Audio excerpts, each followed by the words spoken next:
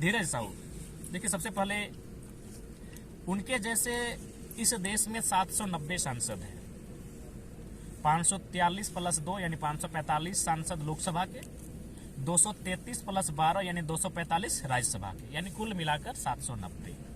चलिए हमने उनमें से 90 को हम प्रणाम, हमको मेरा दिल कहता है कि 90 लोग ईमानदार होंगे, 90 लोग ईमानदार होंगे। चलिए उन 90 को हम माइनस करते हैं, अब बच गए 700 सांसद। ये बहुत गंभीर विषय में बात कर रहा हूं क्योंकि देश की सारी समस्याओं का समाधान इस विषय पर है। 700 धीरज साहू के पास कितना पैसा मिला? 350 करोड़, 350 करोड़, 500 तक है। चलिए मशीन अभी भी गिन नहीं पा रही है कितना है। देखिए सपोज मान के चलिए कि हम लोग 500 पकड़ा गया, यानी अनुमान उसके उनके पास 1000 करोड़ होगा, जबकि धीरज साहू एक सामान्य सांसद है, राज्यसभा सांसद। हाँ, सामान्य ही कहेंगे। 790 में एक सांसद भी होता है जिसमें विधायक 81 को है, लेकिन 10-12 को वीआईपी है, थोड़ा सा बाहुबल, धनबल, माने क्रेज, तो एक सामान्य सांसद है। इन्हें राजभर में पहले कोई नहीं जानता, पैसे के बदौलत से अकुल संपत्ति से जानते तो एक सामान्य सांसद जिनको कल तक कोई जानता नहीं था, उस शख्स के पास अनुमान 1000 करोड़ है। तो मान के चलते हैं कि हम सामान्य सांसद उन 700 में मान के चलते हैं कि आधे से ज्यादा को सामान्य रखते हैं, यानी 700 में 400 को हम सामान्य सांसद मानते हैं। 400 गुना 1000 करोड़ कितना हो गया? 4000 करोड़, 40,000। ठीक से एक बार काउंटिंग कर लीजिए। फिर से आप क्या बोले? 400 गुना 1000, 4 लाख। 1000 करोड़ एक बंदे के पास है, 400 के पास कितना होगा? यानी आप 4 लाख करोड़। सोच के देखिए कितना धनराशि हुआ।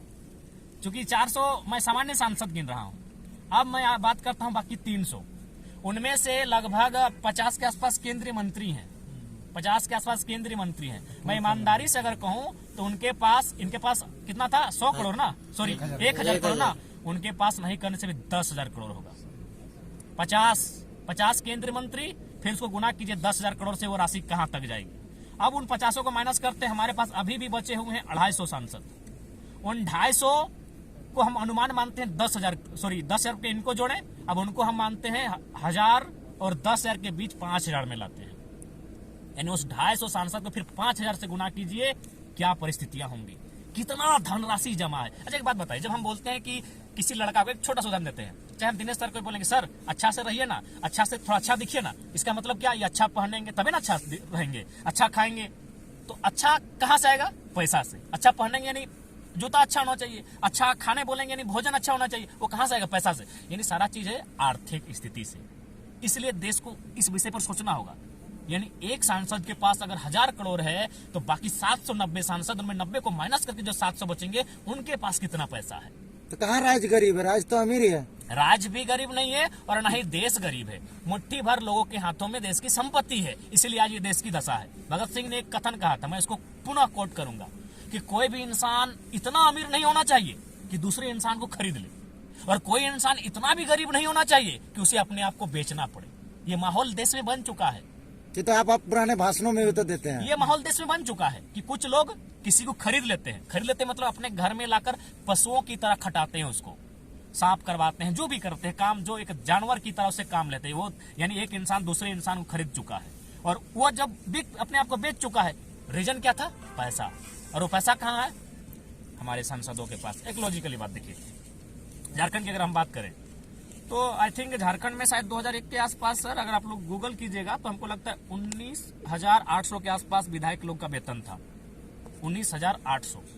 अगर आप 2010 के आसपास चले आइएगा तो वो वेतन चला गया था 49,000 समथिंग, यानी 50,000। आज वो वेतन लगभग 2,72,000 के आसपास है। अच्छा एक बात बताइए, आप लोग जितने लोग बैठे हैं, ऐसा नहीं कि आपके घर में या आपके रिश्ते नाते में कोई सरकारी जॉब नहीं करता होगा, करता होगा। क्या कोई बंदा ऐसा है जिसका वेतन में इतना इजाफा हुआ होगा? नहीं। यानी देश को दीमक की तरह कोई चाट रहा है तो ये राजनीति चाट रही है। अब चलिए अगर आप सवाल हमसे करेंगे, अच्छा आप ये बोल दिए राजनीति चाट रही, तो आप भी तो राजनीति में आना चाह रहे हैं। तो इसी परिस्थिति को बदल के आना चाहते हैं। आज हम लोग क्यों गांव-गांव तक गए? हमारे पास कुछ भी नहीं, क्यों गांव-गांव तक गए? हम लोग विचारधारा है, हम लोग विचारधारा इसीलिए बने कि इस पैटर्न को हम लोग फॉलो नहीं करने देंगे। ये जो पॉलिटिक्स चल रही है, और हम चाहेंगे जितने भी विधायक सांसद हैं हमारे, अगर वो लोग अपने 70% पैसा को दान दे देते हैं, तभी वो ये बात कह सकते हैं कि हम देश का विकास कर सकते हैं, हम देश का भला कर सकते हैं। नहीं तो उनके पास अभी तो हमने सांसदों का पैसा गिनाया है, विधायकों का गिनाएंगे, और उस पैसे का जब बजट तैयार करेंगे और उसको अगर प्रत्येक जिला वाइज, जो हमारे 700 के आसपास जिले हैं, हमारे पास जो 7 लाख गांव है, उनमें जब बंटवारा करेंगे तो एक बहुत बड़ी राशि सामने आएगी। देखिए, एक सबसे बात क्लियर जान लीजिए, विकसित होना का मतलब, उन्नति होना का मतलब आर्थिक से, आर्थिक सबसे बड़ा इंपॉर्टेंट चीज है आर्थिक, इकोनॉमी।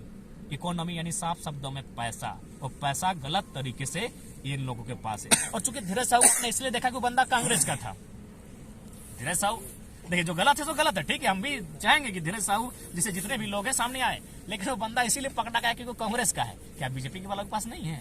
उससे 2 गुना 3 गुना 4 गुना है। लेकिन चूंकि सरकार में बैठे हैं, और यही हमारी देश के माहौल बना है, लोग अपने पक्ष के बुरे लोगों को भी अच्छा मानते हैं।